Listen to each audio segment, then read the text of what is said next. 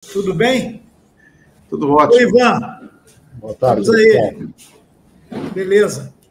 É isso aí. Chico, a gente vai fazer um giro de notícias e você vai ser o nosso comentarista sênior aqui, o nosso comentarista principal. Ivan, que notícia importante tem para hoje aí para a gente comentar? Bom, vamos lá, Miguel, deputado Chico Alencar, boa tarde a todas e a todos. Vou começar aqui com uma notícia, Miguel, que é um desdobramento ainda do caso da chamada ABIN paralela, ou ABIN Gate, como vem se chamando aí, né, que se desdobrou com essa operação contra o vereador Carlos Bolsonaro, que envolve outros nomes do clã Bolsonaro, enfim.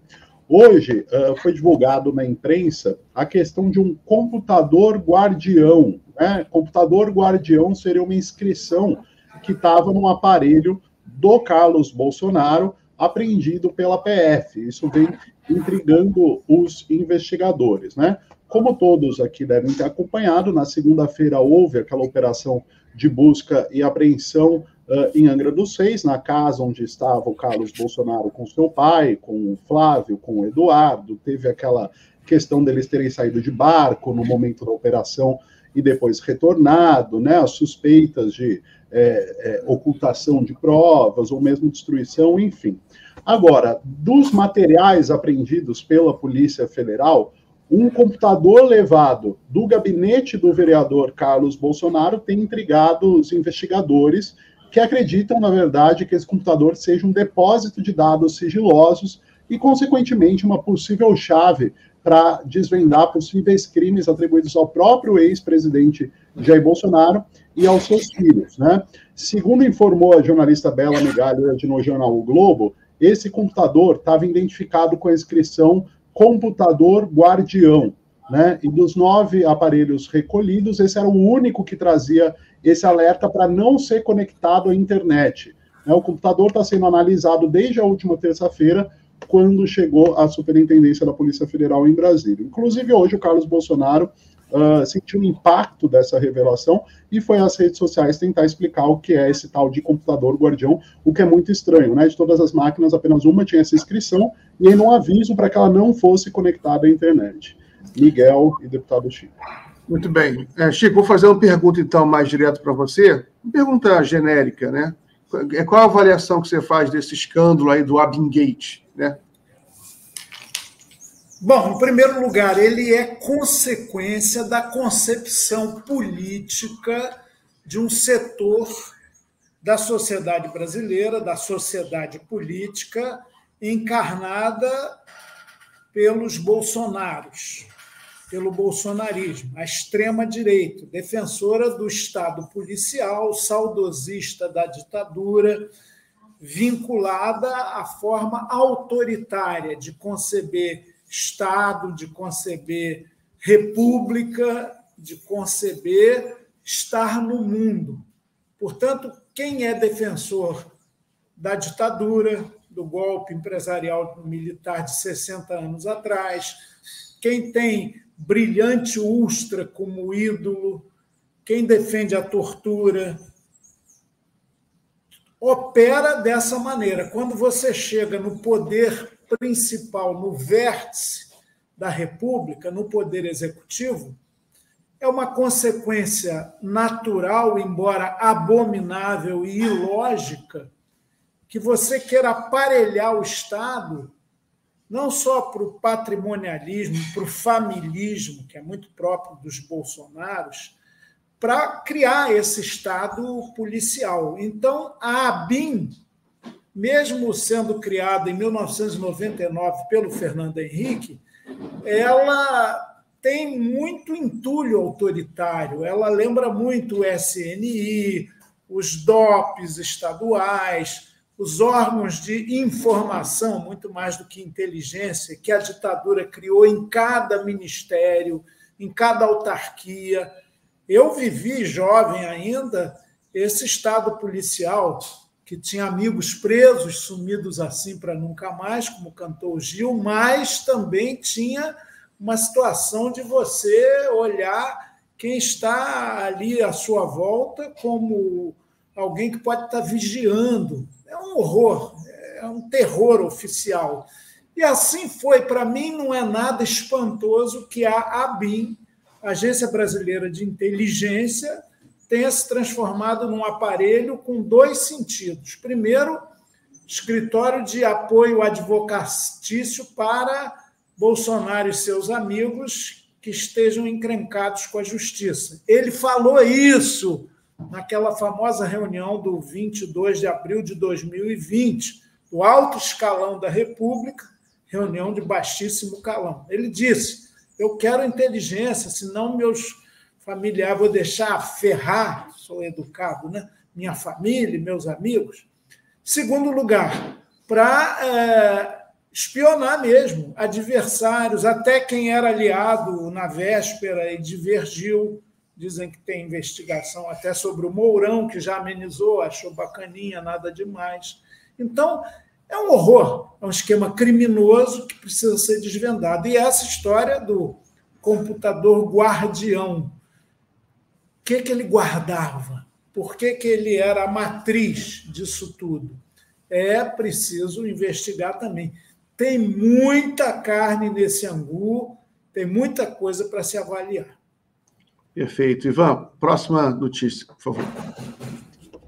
Bom, hoje foi antecipada, deputado e Miguel, uma pesquisa encomendada pelo PL, partido do ex-presidente Jair Bolsonaro, mostrando um resultado não muito favorável para eles. Essa pesquisa aponta que o presidente Lula venceria a eleição, próxima eleição, tanto quanto contra Bolsonaro, como contra Michele ou como contra o Tarcísio Gomes de Freitas, que inclusive mais cedo hoje esteve com o presidente Lula, algo que deixou muitos bolsonaristas bravos. Vocês até comentaram aqui mais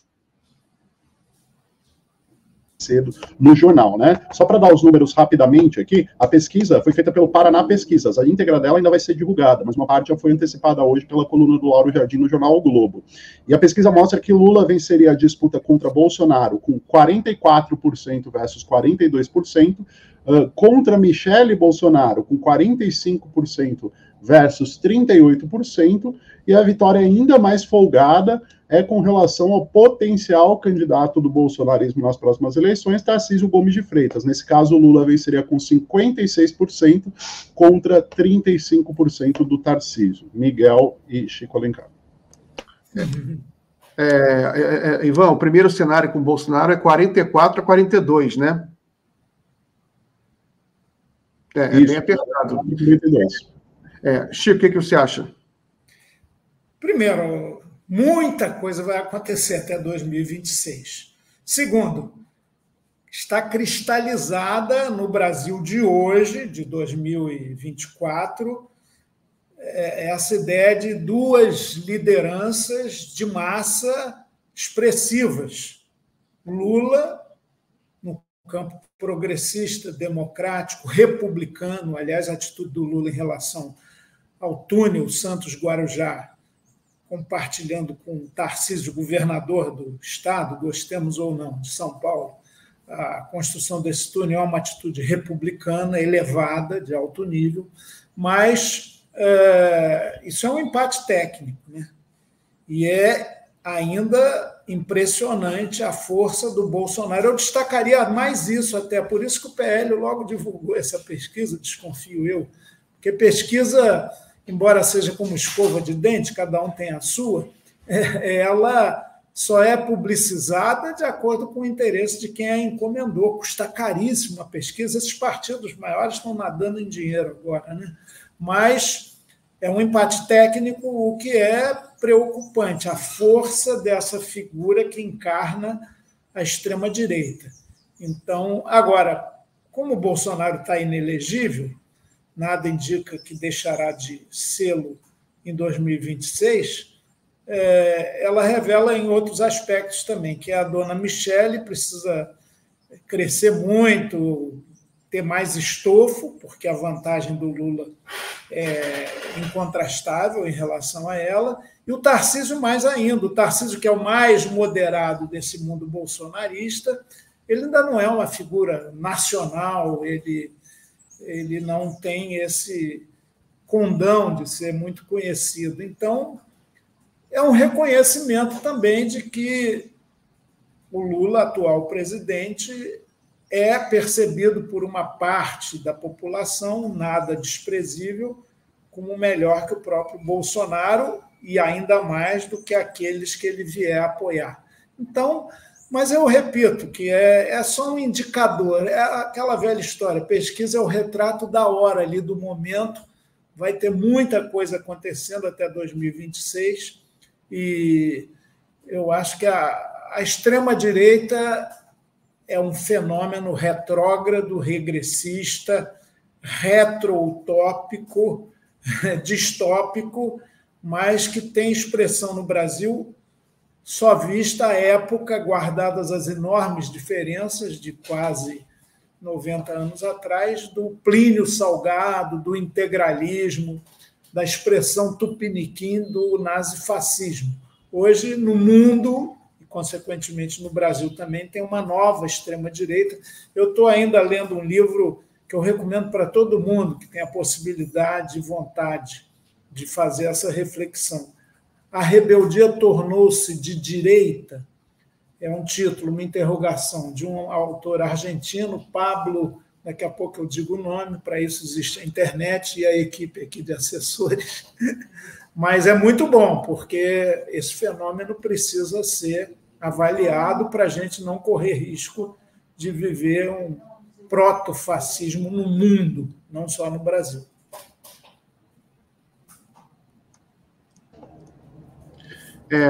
Ivan, mais uma notícia aí para a gente comentar, por favor. Já está aproveitando o gancho do deputado Chico Alencar, falando sobre esse protofascismo no Brasil, né? Ontem o ministro Alexandre de Moraes, além de participar da abertura do ano judiciário no STF, também conduziu a abertura dos trabalhos no TSE, Tribunal Superior Eleitoral, ele como presidente atual da Corte Eleitoral, né? E aí, né, nesta solenidade, o Moraes anunciou a criação de um grupo de trabalho para rastrear, abre aspas, aqueles que atentam contra a democracia, contra a livre vontade dos eleitores, disseminando discurso de ódio e antidemocrático, né? Esse grupo de trabalho vai funcionar em parceria com o Ministério da Justiça, entre o TSE e o Ministério da Justiça, né? Segundo Moraes, esse grupo de trabalho vai contar também com membros da PF para, segundo ele, abre aspas, possamos aprimorar o que já vem sendo feito no sentido de rastreamento daqueles que atentam contra a democracia, contra a livre vontade de eleitores, disseminando ódio, discurso de ódio e antidemocrático, né? Ele anunciou ainda que fará uma reunião em março com os presidentes dos tribunais eleitorais regionais para debater ações visando já as eleições municipais desse ano para coibir a atuação de grupos que disseminem fake news e discurso de ódio, fazendo uma alusão clara aí ao bolsonarismo. Em contrapartida, o ex-presidente Jair Bolsonaro participou de uma entrevista ontem para a revista de extrema-direita, a Revista Oeste, em que ele acaba dobrando a aposta com relação a esse combate ao extremismo e discurso radical e tudo mais, tanto é que ele, nessa entrevista, nessa live, né, ele basicamente pede para os seus apoiadores comparecerem ao próximo depoimento que ele vai prestar na Superintendência da Polícia Federal em São Sebastião, né? Ele vai depor numa investigação sobre crime ambiental por importunação de uma baleia jubarte. É uma investigação que vem rolando da Polícia Federal, tem depoimento marcado para a próxima quarta-feira, e ele basicamente convocou um ato, né? E todos sabem que o Bolsonaro dá sinais, né, quando ele convoca as pessoas para algum tipo de mobilização, e os seus seguidores, inflamados, né, interpretam isso como um ato de apoio ao presidente derrotado, né? Configurando aí, em tese, uma narrativa golpista. Ele diz o seguinte, o Bolsonaro: no próximo dia 7, às 15, foi me dada a oportunidade de videoconferência. Falei que não, vou pessoalmente, até porque eu tenho certeza que vai ter muita gente lá em São Sebastião e a gente vai bater um papo com 1.000, 5.000, 10.000 pessoas. Será um grande encontro nosso em São Sebastião. E aí os seguidores do Bolsonaro, evidentemente, entenderam isso como, né, uma convocatória para um ato. E essa declaração acontece justamente depois da abertura dos trabalhos judiciários, tanto do TSE quanto do STF, marcados aí por discursos das autoridades em defesa e em celebração da preservação da democracia após mais de um ano dos atos golpistas de janeiro de 2023. Miguel e deputado Chico Alencar. Chico, uma pergunta, então, direta. Aqui, você tem essa... Eu até separei um print aqui do... O que você está achando dessa atuação do Alexandre de Moraes? Né? Ele promete jogar duro, né? Resumindo o que ele fala, promete endurecer contra golpistas e cobra a regulamentação das redes. Inclusive, é um trabalho de vocês lá no parlamento. Queria saber se você acha que vai acontecer alguma coisa. Por favor. Miguel, Ivan, em primeiro lugar, eu já vivi lá nessa legislatura, no passado, a tentativa de estabelecer limites para as fake news, para o discurso de ódio, para o que as redes virtuais, nada virtuosas muitas vezes, veiculam. Isso é antidemocrático, isso aí é dissolução dos patamares mínimos da civilidade, é fazer da mentira e do ataque covarde meio de debate político, que é a pequena política, é gangsterização da política. E as big techs trabalharam, às vezes teve lobby no aeroporto, os caras vinham em nome de fazer uma pesquisinha, te ameaçar até. Eu fiquei muito bravo com um rapaz lá que veio me entrevistar, eu desembarcando em Brasília, na época em que o projeto estava para ser votado, e as perguntas totalmente induzidas. Eu falei, meu amigo, você quer me convencer de que não tem que regulamentar nada? Ou você está fazendo, de fato, uma pesquisa? Aí eu comecei a perguntar coisas para ele, que foi saindo de fininho. Fora as publicações, inclusive na mídia grande, tradicional, dessas big techs contra a ação do Legislativo, que legitimamente discutia e ia votar, relatado até pelo deputado Orlando Silva, do PCdoB de São Paulo, uma regulamentação dessas redes, dessas grandes empresas de divulgação, Facebooks da vida. Ora, não conseguimos votar, porque até reconheçamos, Arthur Lira, que é o líder maior do Centrão, ele estava a favor dessa regulamentação, mas não ia votar para perder, e possivelmente perderia, porque elas convenceram, pode botar aspas aí no convencimento, quem sabe cifrões até, uma aparente maioria de deputados para isso. E aí não se votou a matéria, mas a matéria está lá na ordem do dia. Tem que regulamentar, sim, ainda mais com essa inteligência artificial, que é uma baita conquista da humanidade, que se fez o que fez com Taylor Swift, pode fazer muito mais quando interesses políticos diretos da baixa política estiverem em jogo.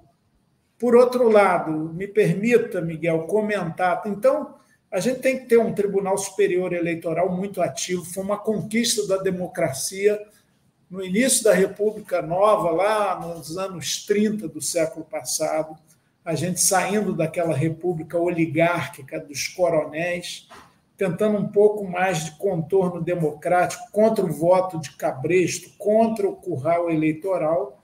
A justiça eleitoral foi uma conquista. Está atacada pela extrema-direita faz tempo, inclusive as urnas eletrônicas. Eles são inimigos da democracia até nos seus elementos mais básicos. Então, o TSE faz bem, o seu presidente, o Alexandre de Moraes, faz muito bem jogar duro contra esses que semeiam o golpe, contra a democracia frágil ainda, duramente conquistada. E por falar em golpe, é claro, o Bolsonaro, quando induz a uma mobilização em sua defesa, tudo girando em torno dele, é um negócio personalista, beça, ele está fazendo seu esperneio e quer juntar 5 mil pessoas, 10 mil pessoas em São Sebastião em torno da figura dele, no dia em que ele vai depor, num processo que é até menor, sobre crime ambiental, em relação a tantas que ele fez aí durante seu quadriênio.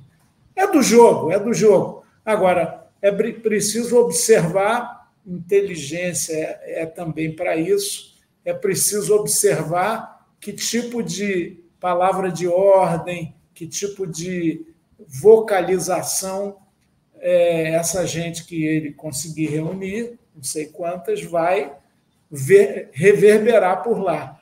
Porque o que tiver de manifestação anticonstituição, golpista, tem que ser objeto de denúncia, processo, respeitar o direito de defesa e, confirmado o atentado contra o Estado Democrático de Direito, que é crime, punição rigorosa. Então, não vamos dar mole, não, porque essa turma já abusou demais. Assim, prometi e cumpro, graças à equipezinha que está aqui. O livro A Rebeldia Tornou-se de Direita é do Pablo Stefanoni. Vale a pena. E ele já, antes da vitória do Milei, e ainda no governo Bolsonaro, quando o livro foi escrito, ele aponta os problemas, tanto do que o bolsonarismo representa, quanto de uma vitória que ele vê no horizonte do Milei na Argentina, na sua pátria.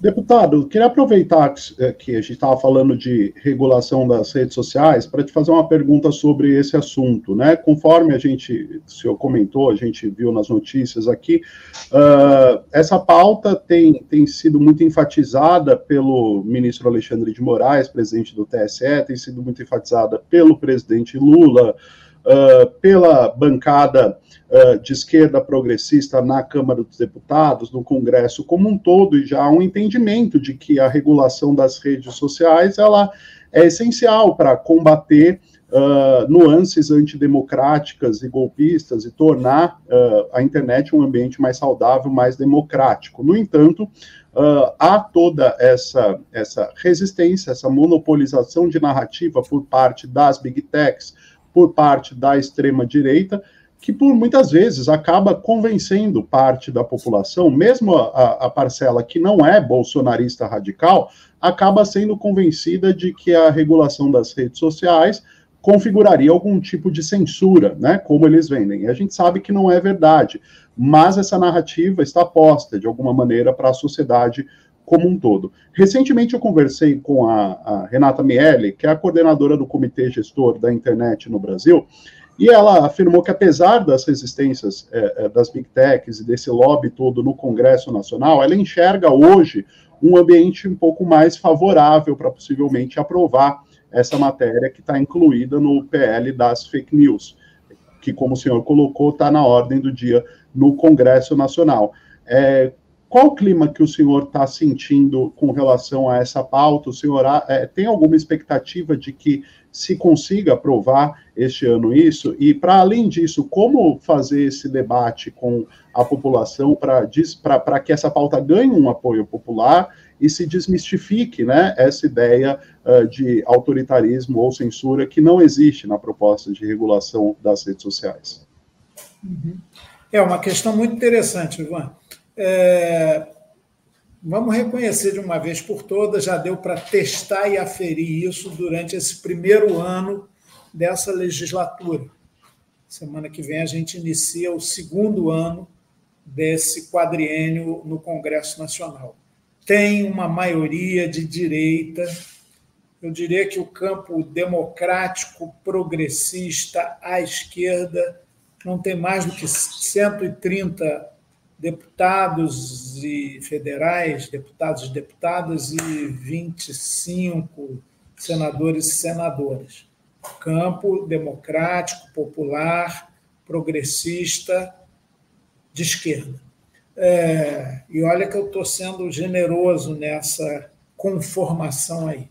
Portanto, tem uma maioria conservadora, de direita, em geral liderada pela extrema-direita, que é a mais estridente, mais barulhenta, tem sua banda de música lá.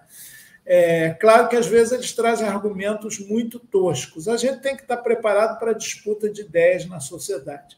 Qualquer projeto de lei tramitando que não tenha adesão real, concreta, aferível de parcela significativa da sociedade, não passa no Congresso, se ele tiver essa tintura progressista e democrática. Eles são contra, eles sabem bem, a extrema-direita e o conservadorismo, de uma maneira geral, que avançaram muito, conseguiram formar, inclusive, essa maioria na Câmara e no Senado, graças muito às redes virtuais, às redes midiáticas, à internet, à midiosfera. E eles têm muita presença lá. Então, e nós ainda não conseguimos equiparar, até porque a gente não usa mentira, fake news, ou lacrar, fazer aquele barulho todo na internet para atrair likes. Então, tem uma ética aí básica do uso das redes que a esquerda procura respeitar, cumprir, não inventar história, não mentir, não criar as chamadas fake news. Então, a gente tem que manter isso. Não vale a pena sacrificar até princípios éticos. Os meios, para nós, são os fins em processo de realização. Para eles, outros, os fins justificam quaisquer meios. Eu não vejo, sinceramente, que o cenário melhorou significativamente para se votar essa matéria. Vamos medir isso agora, porque no recesso é sempre difícil aferir o estado da arte de corações e mentes lá do Congresso Nacional.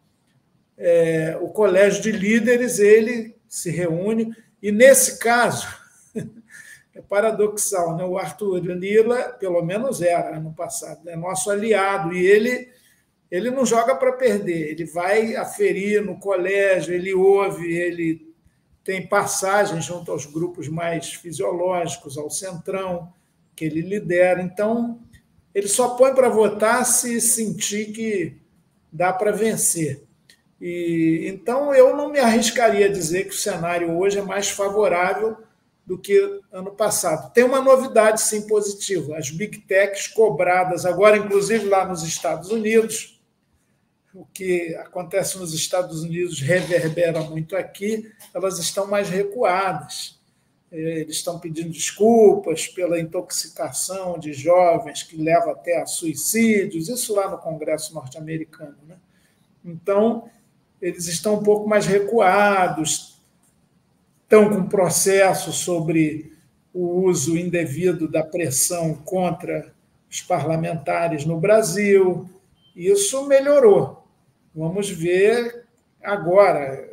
Na reunião do Colégio de Líderes, a gente vai começar a discutir as pautas para esse ano e essa matéria virá, vamos ver como é que os líderes reagem. Porque eles jogam muito com esse papo de censura, que é uma falácia. Agora, a gente tem que fazer a disputa de ideias na sociedade para mostrar que regulação não é censura coisíssima nenhuma. É defesa, inclusive, da informação democrática.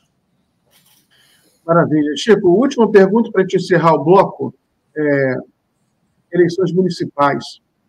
Qual a sua expectativa? Quais as estratégias do PSOL que você pode adiantar? Qual a expectativa para as capitais?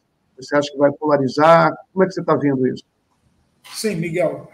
Olha, a eleição municipal ela afere muito o enraizamento dos partidos nacionalmente, em cada município. O PSOL é um partido ainda pequeno, com vocação de grandeza. Nós operamos algo cada vez mais raro no leque partidário do Brasil, com ideias, causas, projetos, propostas de políticas públicas, visão de mundo planetária. A questão ambiental, da devastação ambiental no planeta é muito cara a nós. A questão de uma democracia não só representativa, mas participativa. Questão da transparência na gestão pública, vale dizer, contra as formas de roubalheira que são históricas no Brasil, desde a Carta de Caminha, passando por Frei Vicente do Salvador, já no século XVII, falando que nessa terra ninguém é repúblico, pois cada um cuida do seu bem particular e não do bem comum. Enfim, o PSOL quer se afirmar como um partido que tem sua singularidade, mas estamos, sim, na frente democrática que garantiu a vitória de Lula e ajuda a governá-lo. Até quando a gente faz crítica pontual, aqui e ali, a gente está fazendo em nome do programa vitorioso, em 30 de outubro do ano passado, do ano retrasado já, para que o Lula faça o melhor governo possível e possa até aumentar esses índices que o colocam na liderança de uma futura reeleição em 2026, segundo a pesquisa do PE, encomendada pelo PL. Então, nós vamos, onde a gente tiver estrutura, militância, quadros capacitados, nós vamos disputar para aumentar o nosso número de vereadores e vamos aumentar para eleger mais prefeitos, inclusive em São Paulo, sempre que possível numa frente democrática e progressista, na qual não tenhamos necessariamente a cabeça da chapa. O pessoal aprendeu muito nessa última eleição e agiu corretamente ao apoiar Lula na eleição nacional desde o primeiro turno, apresentando seus pontos. Portanto, nós não vamos nos despersonalizar, nós sabemos que a política de alianças é necessária. Eu acho que esse campo democrático e progressista tem que crescer em relação às últimas eleições municipais. Vai ter um centrão aí, uma geleia geral, uma meiuca vitoriosa. A política brasileira, durante muito tempo, ficou muito emedebizada. Isso ainda é forte em umas eleições municipais. Então, aqueles que são meio barro, meio tijolo, que não se posicionam diante da realidade política, da sociedade de classes, podem ter maioria de eleitos. Quer ver o partido que o Kassab criou, todo mundo diz que é do Kassab, o PSD. Ele vai ter uma força eleitoral muito grande. E o PSD do Kassab, ele lembra muito o velho PSD de antes de 64. Nem a favor nem contra, muito pelo contrário. Então, esse tipo de geleia geral ideológica pode ainda, porque a política municipal também ela é muito, e isso é compreensível, voltada para o interesse mais imediato, mais localizado, mais paroquial, sobretudo nos pequenos municípios. Nas grandes cidades, até nas médias cidades e nas capitais, a politização é maior.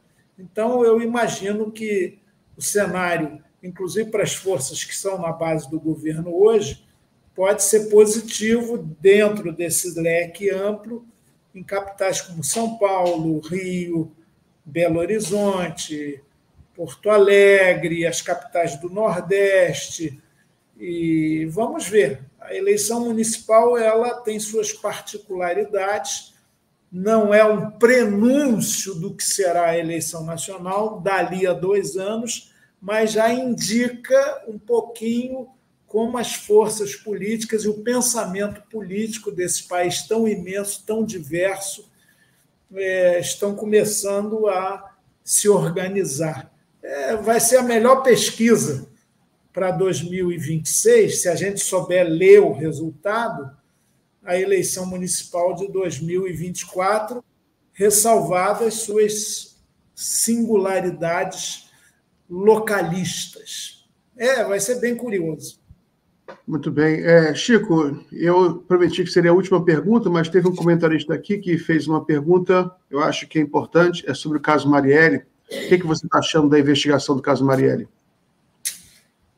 O querido amigo Flávio Dino, agora ministro do Supremo, ainda não assumiu, está arrumando o terno, ele prometeu, tão logo assumiu, que ia avançar na investigação desse caso, e a Polícia Federal entrou, de fato, não como a grande investigadora, não assumiu para ser essa investigação, mas está colaborando de maneira muito decisiva.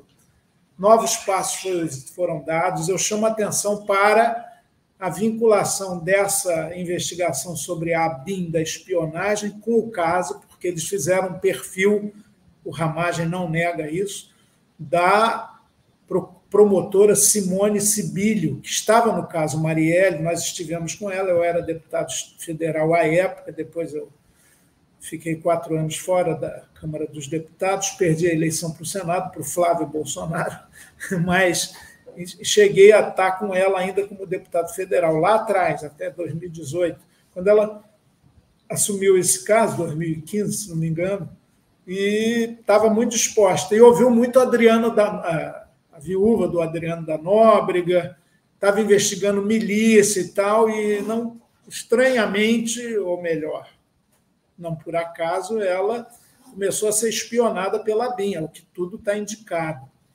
Isso tem a ver com o caso Marielle. Ela saiu, ela e outra promotora pública saíram porque estavam sofrendo pressões externas.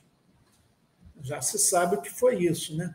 Então, eu acho que o caso vai avançar. Quando você fala de milícia, você não pode falar de um mandante só, né? Tem se falado no membro do Tribunal de Contas do Estado, alto cargo no Rio de Janeiro, vitalício, Domingos Brazão, eu fui deputado estadual com ele, mas eu não acredito que você possa atribuir só a uma pessoa essa iniciativa desse crime hediondo da execução de Marielle Anderson. Mas acho que até o 6º aniversário dessa barbárie, em março agora, nós teremos novidades substantivas. Doa a quem doer. Pegar todos os elos, quem esse Adriano da Nóbrega servia. É bom lembrar que Flávio Bolsonaro empregou sua mãe e outros parentes lá. Bolsonaro falou, eu estava lá no plenário da Câmara, que era uma injustiça que estavam fazendo com o Adriano da Nóbrega, que ia no julgamento dele, foi. Então, tinha esses elos todos. Isso não quer dizer que eles, os bolsonaros, seriam os mandantes desse crime hediondo, mas tem uma teia da gangsterização da política, especialmente no Rio de Janeiro, com as milícias, que acaba gerando esse ambiente de eliminar os outros por razões políticas. O crime foi político, eu não tenho dúvida. E há uma teia que levou a essa terrível barbaridade que afetou muito a nós do PSOL. Portanto, lutar por justiça para Marielle Anderson é uma luta de compromisso de vida de todos nós. Tomara que as investigações avancem e a gente chegue a um esclarecimento desse caso. Senão, vai estar dando aval para que outros ocorram. Maravilha. Chico, muito obrigado, então, pela entrevista. Forte abraço. Bom final de semana para você. Me permita, Miguel, um informe carnavalesco, cultural. Olha que bacana aqui. Isso aqui é um estandarte, não sei se estão reconhecendo a figura que está aqui, um grande artista brasileiro, Milton Nascimento. Aqui está escrito: nada a temer senão o correr da luta.